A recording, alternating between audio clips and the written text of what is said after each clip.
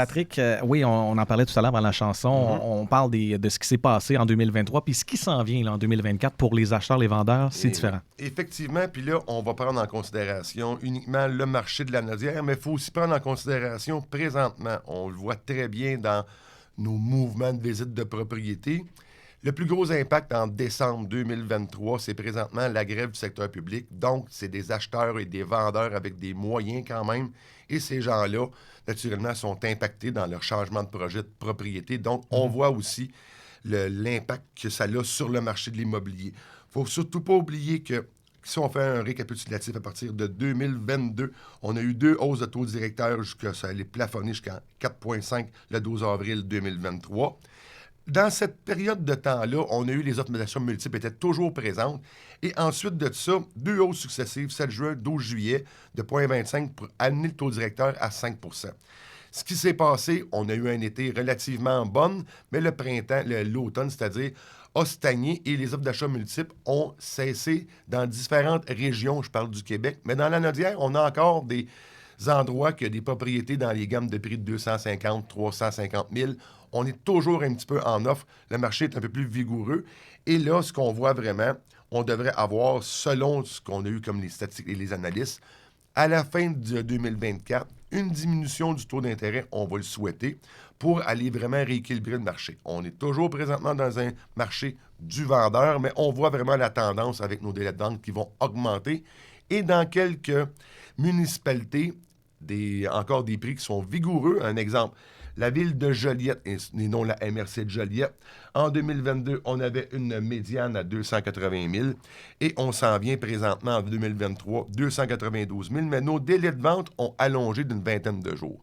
Donc, ce que ça va nous dire, ça, que nos délais de vente, plus qu'ils sont longs, donc nos acheteurs sont moins présents et ça se ressent sur l'ensemble de la MRC. Encore là, la MRC de Joliette, une augmentation légère du prix de la médiane en 22 versus 23 à 300 sur les 14 000 versus 300 sur les 10 000. Légère hausse, c'est normal. Habituellement, dans le marché de l'immobilier, les propriétés vont toujours toucher à 1,5 à 2,5 de la valeur de la propriété et en tout temps, on le voit qu'on est en train de se stabiliser sur ce fait-là. Si on prend des municipalités, une qui est un peu plus à l'extérieur que j'ai pris ce matin, c'est pour vous donner, dès qu'on sort un petit peu d'une grande ville, qu'on s'en va limitrophe, on prend le Notre-Dame-de-Lourdes, qui est vraiment collé sur Joliette. En 2022, notre prix médian est à 328 000 et on s'en vient en 2023 à 290 000. Donc, une très bonne diminution du prix par rapport aux propriétés.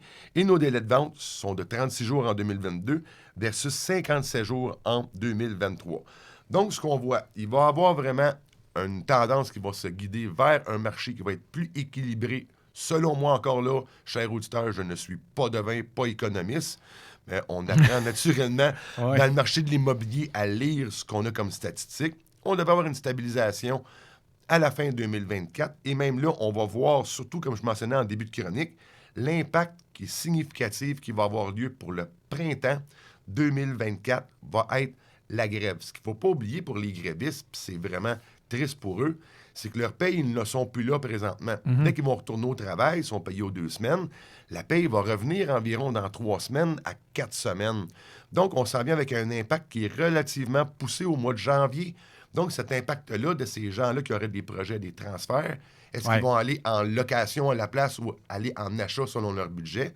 Ça va vraiment changer la donne parce que c'est une donnée qui n'est pas pan-canadienne, qui est uniquement distribuée au Québec. Puis la paye qui s'en vient, ben, c'est pour subsistance, là, tu le disais aussi. Effectivement. Parce qu'il y en aura une pour les fêtes. Ben, ceux qui ont eu les payes pour les fêtes, ça va être pour passer au travers les fêtes, ceux qui vont avoir eu ça. Donc, ça n'aura pas une incidence proprement dit sur notre marché de la vente et de l'achat des propriétés.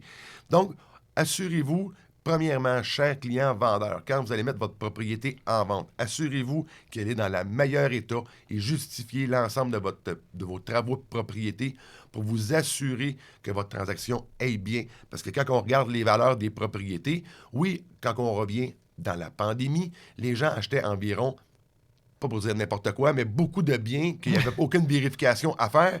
Mais là, les acheteurs sont présents, mais avec vraiment des demandes qui sont spécifiques et qui veulent acheter des produits en très bon état et ou de connaître l'état général de la propriété avant de déposer leur offre d'achat. Très intéressant tout ça. On peut te contacter à quel numéro si on veut d'informations? Bien, facilement, vous pouvez me rejoindre au 450-499-5544. Sur les réseaux sociaux, toutes les chroniques immobilières y sont disponibles. Et sur la chaîne YouTube, abonnez-vous. Un but, une passion. Vendu. Du